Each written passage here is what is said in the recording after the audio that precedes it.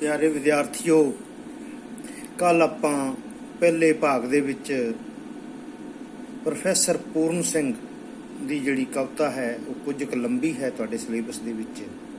ਇਸ ਦਾ ਪਹਿਲਾ ਭਾਗ ਕੀਤਾ ਸੀ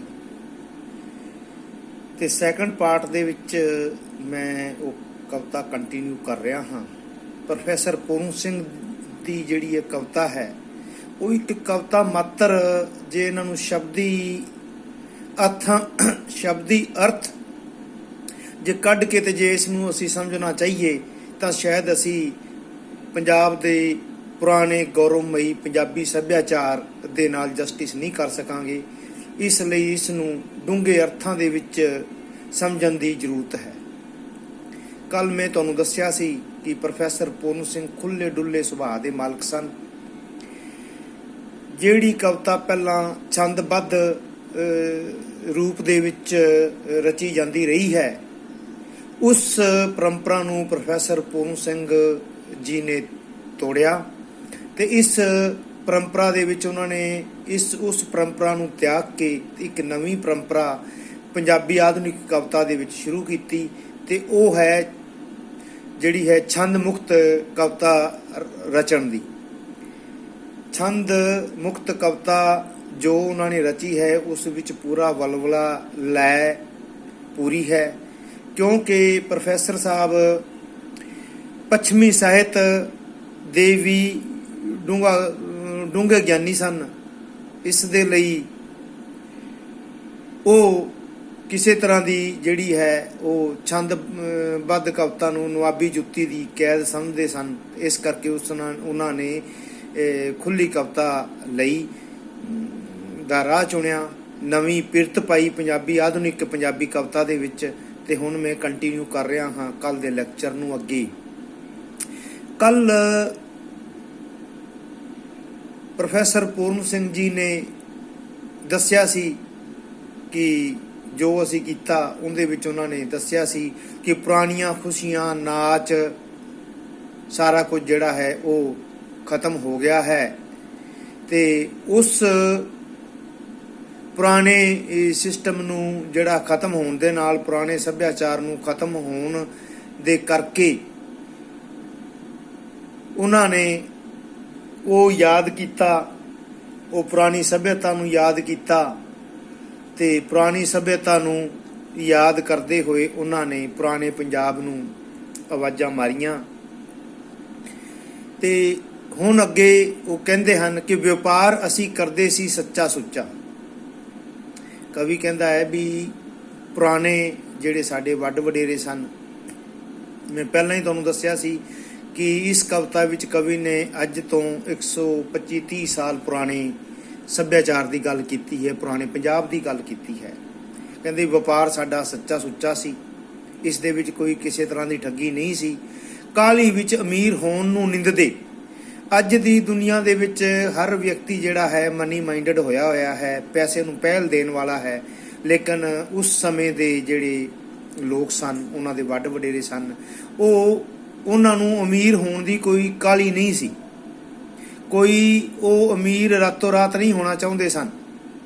ਇੱਕ ਰੱਬੀ ਜੋੜ ਮੇਲੇ ਜਾਣ ਕੁੱਲ ਦੁਨੀਆ ਦੀ ਸੇਵਾ ਕਰਦੇ, ਸਾਰੀ ਦੁਨੀਆ ਦੀ ਉਹ ਸੇਵਾ ਕਰਦੇ ਸਨ। ਜੋੜ ਮੇਲੇ ਜੋੜ ਕੇ ਬਹਿੰਦੇ ਸਨ, ਜੁੜ ਕੇ ਰੱਬੀ ਮੇਲ ਜੋਲ ਦੇ ਵਿੱਚ ਵਿਸ਼ਵਾਸ ਰੱਖਦੇ ਸਨ। ਇਹ ਚਾਂਦੀ ਦੀਆਂ ਠੀਕਰਾਂ ਕਦੀ ਨਾ ਸਾਡਾ ਰੱਬ ਸੀ ਤੇ ਇਹ ਚਾਂਦੀ ਦੀਆਂ ਠੀਕਰਾਂ ਕਵੀ ਨੇ ਰੁਪਏ ਪੈਸੇ ਨੂੰ ਕਿਹਾ ਹੈ, ਨਗਦੀ ਨੂੰ ਕਿਹਾ ਹੈ ਤੇ ਭੌਤਿਕ ਚੀਜ਼ਾਂ ਦੇ ਲਾਲਚ ਨੂੰ ਕਿਹਾ ਹੈ ਕਿ ਇਹ ਉਹਨਾਂ ਦੇ ਲਈ ਕੋਈ ਜ਼ਿਆਦਾ ਮਹੱਤਵ ਨਹੀਂ ਰੱਖਦੀਆਂ ਸਨ। ਵਲਾਇਤਾਂ ਜਾਂਦੇ ਕਾਬਲ ਕੰਧਾਰ ਬੁਖਾਰੇ, ਵਲਾਇਤਾਂ ਜਾਂਦੇ ਸਾਡੇ ਜਿਹੜੇ ਇੱਥੋਂ ਦੇ ਜਿਹੜੇ ਵਪਾਰ ਸਨ ਉਹ ਕਾਬਲ ਕੰਧਾਰ ਤੱਕ ਅੱਗੇ ਫੈਲੇ ਹੋਏ ਸਨ। ਸਾਗਰ ਝਾਕਦੇ ਜਫਰ ਝਾਲਦੇ, ਸਾਗਰ ਝਾਲਦੇ ਸਫਰ ਝਾਕਦੇ, ਕਾਬਲ ਕੰਧਾਰ ਬੁਖਾਰੇ, ਸਫਰ ਝਾਕਦੇ ਜਫਰ ਝਾਲਦੇ। ਸਫਰ ਕਰਦੇ ਸਨ, ਲੰਬੇ ਸਫਰ ਵਪਾਰ ਦੇ ਲਈ ਕਰ ਜਾਂਦੇ ਸਨ। ਔਕੜਾਂ ਮੁਸੀਬਤਾਂ ਸਹਿੰਦੇ ਸਨ। ਸਫਰ ਸਾਡਾ ਦਿਨ ਰਾਤ ਸੀ ਕਿ ਸਾਡਾ ਜਿਹੜਾ ਸਫਰ ਸੀ ਉਹ ਦਿਨ ਰਾਤ ਰਹਿੰਦਾ ਸੀ। ਅਸੀਂ ਦਿਨ ਰਾਤ ਸਫਰ ਕਰਦੇ ਸੀ ਤੇ ਸਾਡੇ ਪੁਰਾਣੇ ਜਿਹੜੇ ਵੱਡ ਵਡੇਰੇ ਹਨ ਉਹ ਜਿਹੜੇ ਨੇ ਉਹ ਪੈਦਲ ਹੀ ਯਾਤਰਾ ਨੂੰ ਤਰਜੀਹ ਦਿੰਦੇ ਸਨ ਤੇ ਦਿਨ ਰਾਤ ਜਿਹੜਾ ਹੈ ਉਹਨਾਂ ਦਾ ਸਫ਼ਰ ਜਾਰੀ ਰਹਿੰਦਾ ਸੀ। ਸੋਹਣੇ ਉਨਰਾਂ ਦੇ ਕੰਮ ਬਣੇ ਦੇਸ਼ ਆਪਣੇ ਨੂੰ ਆਉਂਦੇ ਤੇ ਸੋਹਣੇ ਉਨਰ ਸੋਹਣੇ ਕੰਮ ਧੰਦੇ ਲੈ ਕੇ ਸੋਹਣਾ ਵਪਾਰ ਕਰਕੇ ਸੱਚਾ ਸੁੱਚਾ ਵਪਾਰ ਕਰਕੇ ਉਹ ਆਪਣੇ ਦੇਸ਼ ਨੂੰ ਆਉਂਦੇ ਸਨ, ਭਾਵ ਪੰਜਾਬ ਨੂੰ ਆਉਂਦੇ ਸਨ। ਪਹਿਨਣ ਵਾਲਿਆਂ ਤੇ ਬਣਾਉਣ ਵਾਲਿਆਂ ਦੋਹਾਂ ਦੇ ਸ਼ਗਨ ਮਨਾਉਂਦੇ। ਜੋ ਪਹਿਨਦੇ ਸਨ ਪਾਉਂਦੇ ਸਨ ਅਤੇ ਜਿਹੜੇ ਇਹਨਾਂ ਚੀਜ਼ਾਂ ਨੂੰ ਬਣਾਉਂਦੇ ਸਨ, ਦੋਵਾਂ ਦੇ ਅਸੀਂ ਜਿਹੜਾ ਹੈ ਉਹ ਸ਼ਗਨ ਮਨਾਉਂਦੇ ਰਹੇ ਹਾਂ। ਦੋਵਾਂ ਧਿਰਾਂ ਜੀਨ ਵਸਣ ਤੇ ਥੀਨ ਅਸੀਂ ਰੋਟੀਆਂ ਪਏ ਖਾਉਂਦੇ। ਅਸੀਂ ਦੋਵਾਂ ਧਿਰਾਂ ਦੀ ਖੈਰ ਮੰਗਦੇ ਸੀ। ਅਸੀਂ ਚੀਜ਼ਾਂ ਬਣਾ ਕੇ ਵੇਚਣ ਵਾਲਿਆਂ ਦੀ ਅਤੇ ਸਾਡੇ ਵੱਲੋਂ ਜਿਹੜਾ ਹੈ ਬਾਹਰ ਚੀਜ਼ਾਂ ਵਪਾਰ ਕਰਕੇ ਲਿਜਾਣ ਵਾਲਿਆਂ ਦੇ ਹੀ ਅਸੀਂ ਰੋਟੀ ਦੇ ਕੇ ਵੀ ਰਾਜੀ ਸੀ ਤੇ ਅਸੀਂ ਕਮਾਈ ਕਰਕੇ ਵੀ ਰਾਜੀ ਸੀ ਤੇ ਅਸੀਂ ਉਹਨਾਂ ਦੀਆਂ ਹੀ ਰੋਟੀਆਂ ਦਾ ਵੀ ਧਿਆਨ ਰੱਖਦੇ ਸੀ। ਇਸ ਕਰਕੇ ਅਸੀਂ ਇਹ ਸੁੱਖ ਮੰਗਦੇ ਸੀ ਕਿ ਦੋਵੇਂ ਧਿਰਾਂ ਜਿਹੜੀਆਂ ਨੇ ਜਿੰਦੀਆਂ ਵਸਦੀਆਂ ਰਹਿਣ। ਲੱਦੇ ਜਾਂਦੇ ਲੱਦ ਆਉਂਦੇ। ਅਸੀਂ ਚੀਜ਼ਾਂ ਲੱਦ ਕੇ ਲੈ ਜਾਂਦੇ ਸੀ ਤੇ ਬਾਹਰੋਂ ਚੀਜ਼ਾਂ ਲੱਦ ਕੇ ਲੈ ਆਉਂਦੇ ਸੀ। ਕਿਹਾ ਸੋਹਣਾ ਵਪਾਰ ਸੀ ਕਿ ਵਪਾਰ ਬਹੁਤ ਹੀ ਸੁੰਦਰ ਸੀ, ਬੜਾ ਸੋਹਣਾ ਸੀ। ਸੋਹਣਿਆ ਤੂੰ ਦੱਸ ਖਾਂ ਉਹ ਵੇਲੇ ਕਿਉਂ ਲੱਦ ਗਈ। ਕਵੀ ਅੱਜ ਦੀ ਨੌਜਵਾਨ ਪੀੜ੍ਹੀ ਨੂੰ ਪੁੱਛਦਾ ਹੈ ਵੀ ਸੋਹਣਿਆ ਇਹ ਦੱਸ ਵੀ ਉਹ ਸਮਾਂ ਜਿਹੜਾ ਹੈ ਅੱਜ ਕਿਉਂ ਚਲਾ ਗਿਆ ਹੈ, ਲੱਦ ਗਿਆ ਹੈ, ਕਿਉਂ ਚਲਾ ਗਿਆ ਹੈ। ਵਹਿਮ ਸਨ ਸਾਡੇ ਠੀਕ, ਅਸੀਂ ਜੋ ਵਹਿਮ ਭਰਮ ਪਾਲਦੇ ਸੀ ਉਹ ਸਾਡੇ ਮੁਤਾਬਕ ਠੀਕ ਸਨ, ਪਰ ਤੁਹਾਡੇ ਕੀ ਘੱਟ ਹਨ। ਪਰੰਤੂ ਤੁਸੀਂ ਜਿਹੜਾ ਹੈ ਵਹਿਮ ਭਰਮ ਕੋਈ ਤੁਹਾਡੇ ਵੀ ਘੱਟ ਨਹੀਂ ਰਹਿ ਗਏ। ਨਾਮ ਬਦਲੇ, ਰੂਪ ਬਦਲੇ, ਤੱਕੇ ਨੀਝ ਲਾ ਕੇ। ਕੋਈ ਨਾਮ ਬਦਲੇ ਕੰਮ ਕਰਦਾ ਹੈ, ਕੋਈ ਰੂਪ ਬਦਲੇ ਕਰਦਾ ਹੈ, ਤੱਕੇ ਨੀਝ ਲਾ ਕੇ। ਤੇ ਅਸੀਂ ਜਿਹੜਾ ਨੀਝਾਂ ਲਾ ਕੇ ਤੱਕਦੇ ਹਾਂ ਹੈਨ ਸਭ ਉਹ ਜਿਹੇ ਵਹਿਮ ਅੱਜ ਵੀ। ਕਹਿੰਦਾ ਉਹ ਜਿਹੜੇ ਵਹਿਮ ਭਰਮ ਨੇ ਅੱਜ ਵੀ ਜਿਹੜਾ ਹੈ ਅਸੀਂ ਨੀਝ ਦੇ ਨਾਲ ਦੇਖੀਏ, ਧਿਆਨ ਦੇ ਨਾਲ ਦੇਖੀਏ, ਵਾਚੀਏ ਉਹਨਾਂ ਤੋਂ ਵਹਿਮ ਭਰਮ ਜਿਹੜੇ ਅੱਜ ਵੀ ਤੁਹਾਡੀ ਪੀੜ੍ਹੀ ਦੇ ਵਿੱਚ ਵੀ ਭਾਵ ਨੌਜਵਾਨ ਪੀੜ੍ਹੀ ਦੇ ਵਿੱਚ ਵੀ ਪਾਏ ਜਾਂਦੇ ਹਨ। ਆਦਮੀ ਦੀ ਪੂਜਾ ਛੱਡੀ ਮੰਨਿਆ ਗੁਨਾਹ ਸੀ। ਕਵੀ ਕਹਿੰਦਾ ਵੀ ਅਸੀਂ ਮਨੁੱਖਤਾ ਦੀ ਪੂਜਾ ਛੱਡਤੀ, ਅਸੀਂ ਮੰਨਦੇ ਹਾਂ ਕਿ ਉਹ ਗੁਨਾਹ ਸੀ, ਪਰ ਠੀਕਰੀਆਂ ਦੀ ਪੂਜਾ ਅੱਜ ਦੀ ਕਥਾਈ ਦਾ ਪੁੰਨ ਸੀ। ਪਰੰਤੂ ਜਿਹੜੇ ਅੱਜ ਮੂਰਤੀ ਪੂਜਾ ਕਰਦੇ ਨੇ, ਠੀਕਰੀਆਂ ਦੀ ਪੂਜਾ ਕਰਦੇ ਨੇ, ਕਿ ਇਹ ਕਿੱਥੋਂ ਦਾ ਪੁੰਨ ਹੈ। ਕਵੀ ਨੂੰ ਇਹ ਮੂਰਤੀ ਪੂਜਾ ਦੇ ਵਿੱਚ ਵੀ ਕੋਈ ਜ਼ਿਆਦਾ ਪੁੰਨ ਜਿਹੜਾ ਹੈ ਕੋਈ ਪੁੰਨ ਵਾਲੀ ਗੱਲ ਨਜ਼ਰ ਨਹੀਂ ਆਉਂਦੀ। ਸੇਵਾ ਕਰਨੀ, ਅਸੀਂ ਸੇਵਾ ਕਰਦੇ ਸੀ। ਮਜ਼ਦੂਰੀ ਮੰਗਣੀ ਨਾ। ਜਿਸ ਤਰ੍ਹਾਂ ਅੱਜ ਕੰਮ ਬਾਅਦ ਵਿੱਚ ਕਰਦੇ ਹਨ ਅਤੇ ਆਪਣੇ ਪੈਸੇ ਮਜ਼ਦੂਰੀ ਪਹਿਲਾਂ ਲੈਂਦੇ ਹਨ, ਲੇਕਿਨ ਕਵੀ ਕਹਿੰਦਾ ਪੁਰਾਣੇ ਪੰਜਾਬ ਦੇ ਸਮੇਂ ਦੇ ਵਿੱਚ ਜਿਹੜੇ ਸਾਡੇ ਵੱਡ ਵਡੇਰੇ ਸਨ ਉਹ ਕੰਮ ਕਰਦੇ ਸੀ, ਪਰੰਤੂ ਕੰਮ ਕਰਨ ਤੋਂ ਤੁਰੰਤ ਬਾਅਦ ਜਿਹੜਾ ਹੈ ਉਹ ਆਪਣੀ ਮਜ਼ਦੂਰੀ ਨਹੀਂ ਮੰਗਦੇ ਸੀ। ਕੁਝ ਜਹਿਲ ਸੀ ਪਰ ਮੁਰਦਿਆਂ ਦੇ ਜੇਬੇ ਫੋਲਣ, ਖਾਣ ਪੀਣ ਨੂੰ ਕਿਹੜਾ ਇਲਮ ਹੈ।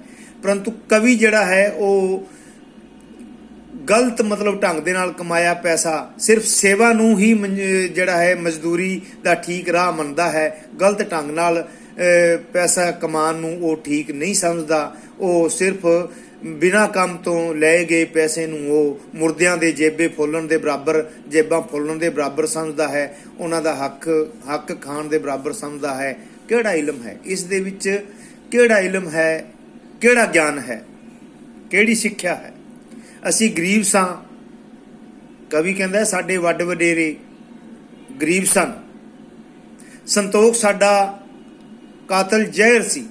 ਅਸੀਂ ਸਬਰ ਸੰਤੋਖ ਦੇ ਨਾਲ ਰਹਿੰਦੇ ਸੀ। ਸਬਰ ਸੰਤੋਖ ਸਾਡਾ ਸਭ ਤੋਂ ਵੱਡਾ ਮਤਲਬ ਜਿਹੜਾ ਹੈ ਉਹ ਜੀਣ ਦਾ ਢੰਗ ਸੀ। ਤੇ ਲੇਕਿਨ ਅੱਜ ਜਿਹੜਾ ਹੈ ਉਹ ਸਬਰ ਸੰਤੋਖ ਨਾ ਰਹਿ ਗਿਆ ਹੈ ਤੇ ਇਹ ਇੱਕ ਤਰ੍ਹਾਂ ਦਾ ਮਤਲਬ ਜਿਹੜਾ ਹੈ ਜ਼ਹਿਰ ਸਾਡੀ ਅੱਜ ਦੀ ਪੀੜ੍ਹੀ ਦੇ ਵਿੱਚ ਫੈਲ ਗਿਆ ਹੈ। ਕੂੜ ਪਾਪ ਕਰ ਅਮੀਰ ਹੋਣਾ, ਵੇਲਾ ਇਹ ਬੇਸਬਰੀ ਕਦ ਅੰਮ੍ਰਿਤ ਬਣ ਗਈ ਸੀ। ਕਵੀ ਕਹਿੰਦਾ ਵੀ ਅੱਜ ਦੀ ਨੌਜਵਾਨ ਪੀੜ੍ਹੀ ਜਿਹੜੀ ਹੈ ਉਹ ਪਾਪ ਕਮਾ ਕੇ ਝੂਠੇ ਮਾਰਗਾਂ ਦੇ ਉੱਤੇ ਚੱਲ ਕੇ ਅਮੀਰ ਹੋਣਾ ਚਾਹੁੰਦੀ ਹੈ। ਕੰਮ ਨਾ ਕਰਨਾ ਪਵੇ, ਅਮੀਰ ਰਾਤੋਂ ਰਾਤ ਹੋ ਜਾਣ, ਵਿਹਲੇ ਰਹਿ ਜਾਣ, ਵਿਹਲਾ ਰਹਿ ਜਾਵੇ। ਪਰੰਤੂ ਇਹ ਚੀਜ਼ ਜਿਹੜੀ ਹੈ ਕਵੀ ਸਮਝਦਾ ਵੀ ਇਸ ਨੂੰ ਅੱਜ ਦੀ ਪੀੜ੍ਹੀ ਜਿਹੜੀ ਹੈ ਅੰਮ੍ਰਿਤ ਕਦੋਂ ਤੋਂ ਸਮਝਣ ਲੱਗ ਪਈ, ਜਦੋਂ ਕਿ ਇਹ ਅੰਮ੍ਰਿਤ ਨਹੀਂ ਹੈ। ਸੋਹਣਿਆ ਦੱਸ ਨਾ ਉਹ ਵੇਲੇ ਕਿੱਧਰ ਲੰਘ ਗਏ। ਕਵੀ ਕਹਿੰਦਾ ਵੀ ਜਿਹੜੇ ਪੁਰਾਣੇ ਸਮੇਂ ਦੇ ਵਿੱਚ ਮਿਹਨਤ ਮਜ਼ਦੂਰੀ ਕਰਕੇ ਮਿਹਨਤਾਂ ਕਰਕੇ ਲੋਕ ਜੋ ਕਮਾਈਆਂ ਕਰਦੇ ਸਨ, ਅੱਜ ਉਹ ਵੇਲਾ ਕਿੱਥੇ ਚਲਾ ਗਿਆ। ਅੱਜ ਦੀ ਪੀੜ੍ਹੀ ਦੇ ਵਿੱਚ ਜਿਹੜਾ ਹੈ ਕਵੀ ਨੂੰ ਉਹ ਨਜ਼ਰ ਨਹੀਂ ਆਉਂਦਾ। ਉਹ ਪਿੱਪਲਾਂ ਦੇ ਪੱਤਿਆਂ ਦੀ ਝੂਮ ਝੂਮ ਜਿਹੜੀ ਸਾਡੇ ਗੂੰਗੇ ਦਿਲਾਂ ਨੂੰ ਵਿਲੁੰਦਰਦੀ ਸੀ। ਪਿੱਪਲਾਂ ਦੇ ਪੱਤਿਆਂ ਦਾ ਝੂਮਣਾ ਉਹਨਾਂ ਦੇ ਜਿਹੜੇ ਗੂੰਗੇ ਦਿਲ ਸਨ, ਕੋਈ ਗੂੰਗੇ ਦਿਲ ਦਾ ਮਤਲਬ ਉਹਨਾਂ ਦੇ ਚੁੱਪ ਰਹਿਣ ਵਾਲੇ ਦਿਲ, ਸ਼ਾਂਤ ਰਹਿਣ ਵਾਲੇ ਦਿਨ ਸਨ, ਉਹਨਾਂ ਨੂੰ ਇਹ ਵਿਲੁੰਦਰਦੀ ਸੀ। ਉਹ ਖੜਕਦੇ ਕਿਉਂ ਨਿੰਮੋ ਜੌਨ ਹੋ ਅੱਜ, ਪਰੰਤੂ ਅੱਜ ਜਿਹੜਾ ਉਹ ਖਾਲੀ ਰੂਪ ਦੇ ਵਿੱਚ ਕਿਉਂ ਖੜਕ ਰਹੇ ਹਨ, ਖਾਲੀ ਹੀ ਕਿਉਂ ਖੜਕ ਰਹੇ ਹਨ।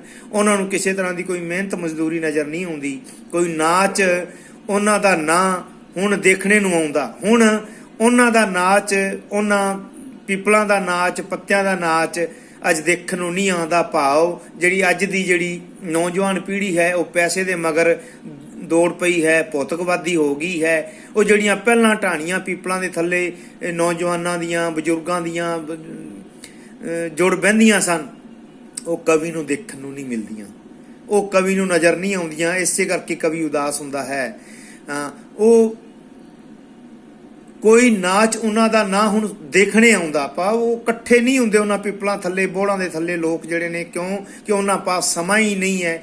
ਪੈਸੇ ਦੀ ਦੌੜ ਨੇ ਉਹਨਾਂ ਨੂੰ ਮਤਲਬ ਜਿਹੜਾ ਹੈ ਉਹ ਇਹ ਚੀਜ਼ਾਂ ਜਿਹੜੀਆਂ ਨੇ ਪੁਰਾਣੇ ਪੰਜਾਬੀ ਸੱਭਿਆਚਾਰ ਤੋਂ ਖੋਹ ਲਈਆਂ ਹਨ। ਕਿ ਅੰਦਰ ਦੀ ਖੁਸ਼ੀ ਸਾਡੀ ਮਰ ਗਈ, ਪੱਟ ਪਈ ਅੱਜ ਦੀ ਸੱਭਿਅਤਾ। ਕੀ ਅਸੀਂ ਆਪਣੇ ਆਪ ਦੀ ਖੁਸ਼ੀ, ਕਵੀ ਪੁੱਛਦਾ ਹੈ ਵੀ ਕੀ ਅਸੀਂ ਆਪਣੇ ਆਪ ਦੀ ਅੰਦਰ ਦੀ ਖੁਸ਼ੀ ਅੱਜ ਮਾਰ ਲਈ ਹੈ। ਪਰੰਤੂ ਜੇਕਰ ਅੱਜ ਇਹੀ ਚੀਜ਼ ਨੂੰ ਜੇਕਰ ਅੱਜ ਸੱਭਿਅਤਾ, ਜੇਕਰ ਨੌਜਵਾਨ ਪੀੜ੍ਹੀ ਸਮਝਣ ਲੱਗ ਗਈ ਹੈ ਤਾਂ ਇਹ ਸੱਭਿਅਤਾ ਭੱਠ ਦੇ ਵਿੱਚ ਜਾਣ ਦੇ ਬਰਾਬਰ ਹੈ। ਜਿਹੜੀ ਦੌੜਦੀ ਹੰਭਦੀ, ਦੌੜ ਆਰਾਮ ਚਾਹੇ ਲੈਣਾ। ਅੱਜ ਦਾ ਜਿਹੜੀ ਪੀੜ੍ਹੀ ਹੈ ਉਹ ਦੌੜਦੀ ਫਿਰਦੀ ਹੈ, ਹੰਭਦੀ ਫਿਰਦੀ ਹੈ। ਕਿਸ ਦੇ ਲਈ? ਭੌਤਿਕ ਚੀਜ਼ਾਂ ਦੇ ਲਈ, ਭੌਤਿਕ ਭੋਗ ਵਿਲਾਸ ਦੇ ਲਈ, ਪੈਸੇ ਦੇ ਲਈ ਦੌੜ ਕੇ ਫਿਰਦੇ ਨੇ, ਹੰਭ ਜਾਂਦੇ ਨੇ, ਆਰਾਮ ਲੈਣਾ ਚਾਹੁੰਦੇ ਨੇ, ਆਰਾਮ ਕਰਨਾ ਚਾਹੁੰਦੇ ਨੇ। ਇੱਕੋ ਵੇਰੀ, ਇੱਕੋ ਦਿਨ, ਦੋ ਹੱਥਾਂ ਦੇ ਨਾਲ ਉਹ ਆਰਾਮ ਵੀ ਕਰਨਾ ਚਾਹੁੰਦੇ ਨੇ, ਉਹ ਪੈਸਾ ਵੀ ਇਕੱਠਾ ਕਰਨਾ ਚਾਹੁੰਦੇ ਨੇ। ਜਿਹੜੀ ਕਿ ਕਵੀ ਨੂੰ ਇਹ ਚੀਜ਼ ਜਿਹੜੀ ਹੈ ਉਹ ਠੀਕ ਨਹੀਂ ਲੱਗਦੀ। ਇਸੇ ਕਰਕੇ ਉਹ ਕਹਿੰਦਾ ਵੀ ਪੁਰਾਣੀਆਂ ਖੁਸ਼ੀਆਂ ਜਿਹੜੀਆਂ ਅੱਜ ਦੀ ਸੱਭਿਅਤਾ ਦੇ ਵਿੱਚੋਂ ਗੁਆਚ ਗਈਆਂ ਹਨ। ਅੱਜ ਦੀ ਸੱਭਿਅਤਾ ਭੱਠ ਦੇ ਵਿੱਚ ਜਾਣ ਦੇ ਬਰਾਬਰ ਹੋ ਗਈ ਹੈ। ਅੱਗੇ ਕੁਝ ਕੁ ਡੋਟਸ ਆ ਗਏ ਨੇ ਤੇ ਇਹ ਡੋਟਸ ਦਾ ਮਤਲਬ ਇਹ ਹੈ ਵੀ ਕਵਿਤਾ ਕਾਫੀ ਲੰਬੀ ਹੈ ਤੇ ਵਿੱਚ ਕਵੀ ਨੇ ਕੁਝ ਕੁ ਭਾਗ ਵਿੱਚੋਂ ਜਿਹੜਾ ਹੈ ਐਡੀਟਰ ਨੇ, ਕਵੀ ਨੇ ਨਹੀਂ, ਐਡੀਟਰ ਨੇ ਕੁਝ ਕੁ ਭਾਗ ਵਿੱਚੋਂ ਛੱਡ ਦਿੱਤਾ ਹੈ। ਐਡਿਟ ਕਰਨ ਲੱਗਿਆ ਤੁਹਾਡੇ ਸਿਲੇਬਸ ਦੇ ਵਿੱਚ ਕਵਿਤਾ ਦੇਣ ਲੱਗਿਆ। ਵੀਡੀਓ ਜਿਹੜੀ ਹੈ ਉਹ ਲਗਭਗ 14 ਮਿੰਟਾਂ ਦੀ ਹੋਣ ਚੱਲੀ ਹੈ, ਲੰਬੀ ਹੋ ਗਈ ਹੈ। ਬਾਕੀ ਜਿਹੜਾ ਹੈ ਇਸ ਕਵਿਤਾ ਦਾ ਅਧਿਐਨ ਆਪਾਂ ਸਵੇਰੇ ਕੰਟੀਨਿਊ ਕਰਾਂਗੇ। Thank you. ਓਕੇ।